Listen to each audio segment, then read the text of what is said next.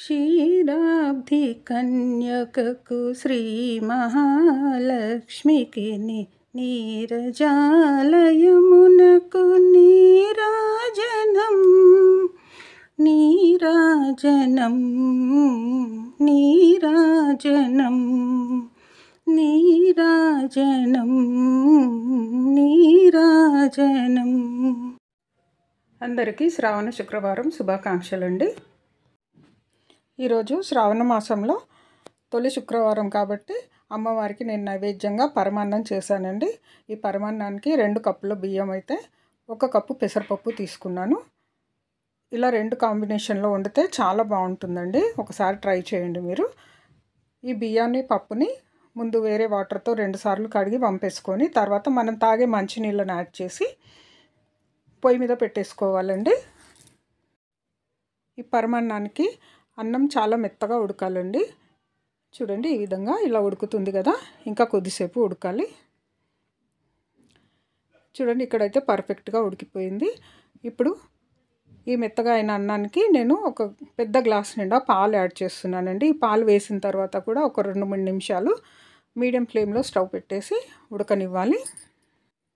ఇలా బియ్యం పెసరపప్పుతో కలిపి వండుకున్న అన్నం పాలల్లో ఉడికితే ఇంకా మంచి టేస్ట్ వస్తుందండి.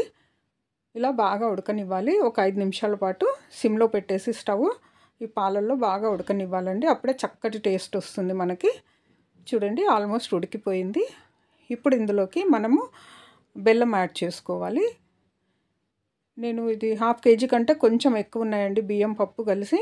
ఇందులో 1/2 కేజీ బెల్లం వేసాను. బెల్లం అంతా చక్కగా ఇలా తురిమేసుకొని వేసుకుంటే మనకు పరమాన్నం అనేది తొందరగా అయిపోతుంది, టైం కలిసి వస్తుంది మనకి. ఇప్పుడు మనం తురిమి పెట్టుకున్న బెల్లాన్ని మొత్తం ఈ బియ్యం పెసరపప్పు మిశ్రమానికి యాడ్ చేసేసేయండి. మొత్తం యాడ్ చేసిన తర్వాత దీన్ని కూడా సిమ్లో పెట్టేసి ఒక 2-3 మినిట్స్ ఉడకనివ్వాలండి.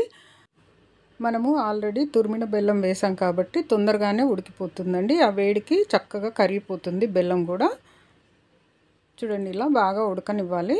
బెల్లం వేసిన తర్వాత కూడా ఆ బెల్లము పాలు ఇవన్నీ చక్కగా ఉడికిన తర్వాత చాలా మంచి టెక్స్చర్ వస్తుందండి. చూసారా, ఇలాగా చూస్తుంటేనే తినాలనిపించేస్తుంది. ఇలా బాగా ఉడికిన అన్నానికి కొంచెం యాలక్కు పొడి అండి, ఒక 4-5 యాలక్కులు తీసుకొని పొట్టు తీసేసి ఆ యాలక్కు పొడిని కూడా యాడ్ చేసేసేయాలి.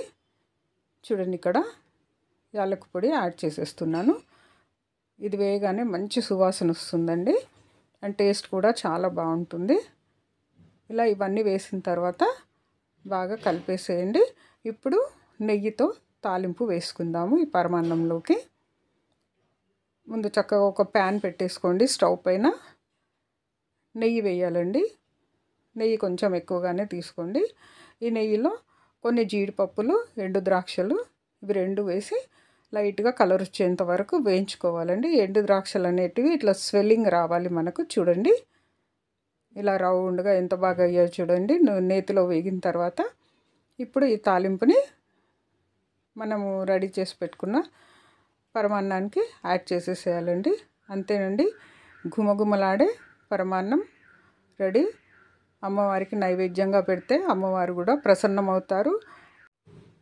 అమ్మవారికి నైవేద్యంగా పెట్టిన ప్రసాదాన్ని ఇంట్లో మనమందరము స్వీకరించి పిల్లలకు కూడా పెట్టండి. చుట్టుపక్కల వాళ్ళు ఉంటే వాళ్ళకు కూడా పెట్టండి, హ్యాపీగా తినేస్తారు.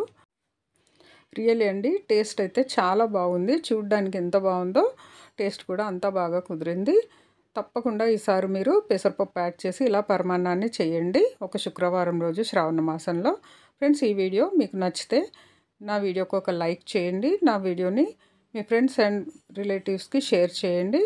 అండ్ ఫస్ట్ టైం నా ఛానల్ని చూస్తున్న వాళ్ళు సబ్స్క్రైబ్ చేసుకొని బెల్ ఐకాన్ క్లిక్ చేయండి. థ్యాంక్స్ ఫర్ వాచింగ్ అండి. మళ్ళీ ఇంకో మంచి కుకింగ్ వీడియోతో మీ ముందు ఉంటానండి. అంతవరకు బాయ్.